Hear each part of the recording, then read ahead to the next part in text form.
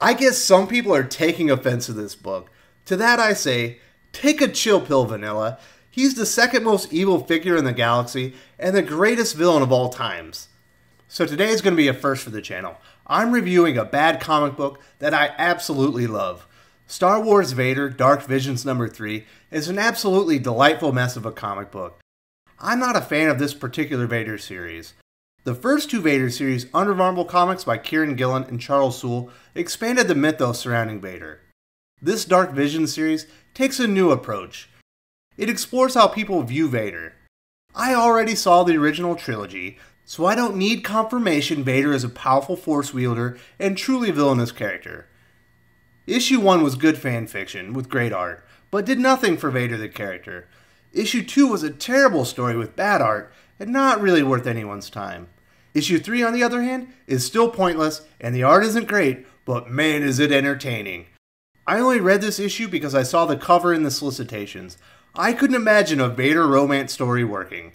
Thankfully, neither did writer Dennis Hopeless Hallum, and this story is very far from romantic. It's much more a tragedy, in the mold of Eminem's Stan. If you like bad comics that are really fun, Dark Visions is the book for you. If you're looking for a serious Star Wars story, you're going to want to pass on this one. This issue tells the story of the nurse to Vader's personal surgeon and her infatuation with him. Vader arrives on an unidentified starship and she fights for permission to see him. Vader's surgeon discovers her trying to glimpse Lord Vader and orders her back to prep the medbay and Vader's upcoming surgery. While she's gathering supplies for the doctor, Vader walks through the corridor. The nurse recounts daydreaming about an Imperial officer sweeping her off her feet. As Vader passes, he uses the Force to slam her against the wall to clear a hole. She does not interpret this in a healthy way at all. Rather than feel the absolute terror the Sith Lord should instill, she feels excitement, maybe even giddiness. She thinks they had a moment in the corridor and imagines being in his arms. The image is very reminiscent of raunchy romance novels from the 80s and 90s. I love this image. It's absolutely hilarious because of how out of character it is. She's felt him, and he felt her. She has nothing to fear, unlike the Doctor and all those stormtrooper weaklings. There's nothing inherently wrong with having daydreams about the boy you like. But this is just the first hint of just how deep and troubling her infatuation with Lord Vader really is. Later, she walks into the medical bay during Vader's surgery. This is not received well. The Sith Lord hurls the Doctor into the wall and demands he take control of his people. She realizes this is all her fault, but rather than feel guilt for getting her boss hemmed up by Vader, she's jubilated. She believes Vader can't bring himself to hurt her and dreams of him force choking her boss to protect her. My favorite part is Vader's line, "No longer will you abuse this woman." She nearly got the man killed by her own incompetence, but he's at fault. So yeah, she's Looney Tunes. I know that may sound insensitive, but that's clearly the point of the book. This isn't a real person, and the point of the video isn't to make light of mental health issues. It's just to enjoy the sheer oddness of this comic book. After the surgery, she finds a piece of Vader left behind. We then learn she has a personal stash of Vader artifacts she's collected from the medical bay. This is ultra creepy right here, and the artist does a great job at making her look completely unhinged throughout this issue.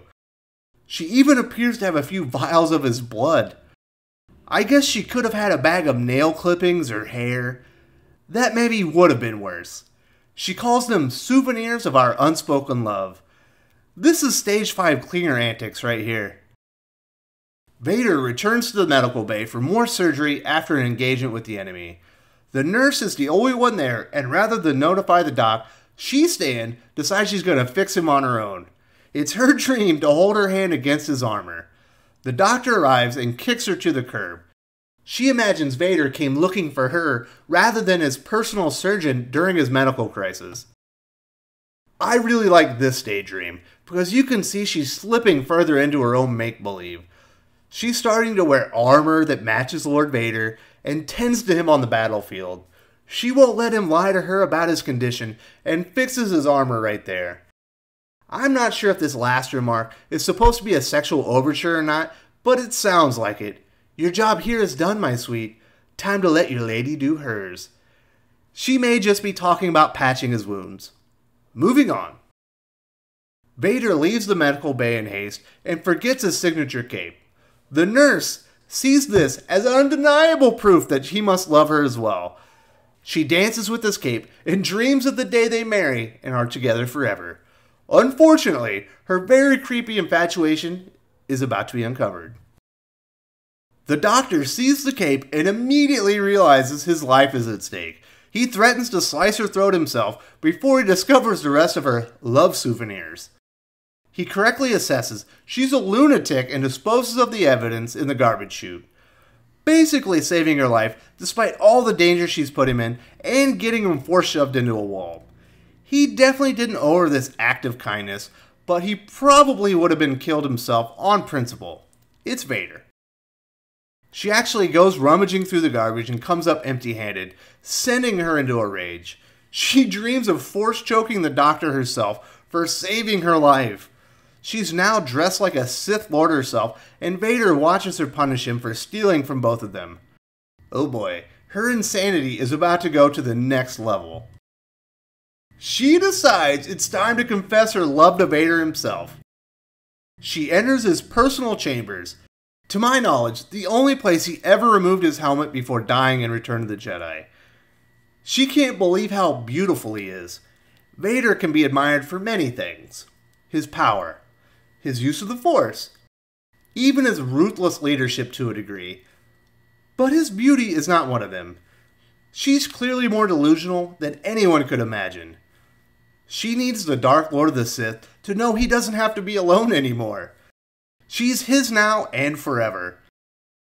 As she tells him they can be together, she takes a lightsaber to the solar plexus. Vader calls the bridge and orders him to clean up the trash from his quarters. I don't advocate killing stalkers or anyone with mental health illness unless your life is in danger. Then all bets are off. But this is Vader, and totally in character.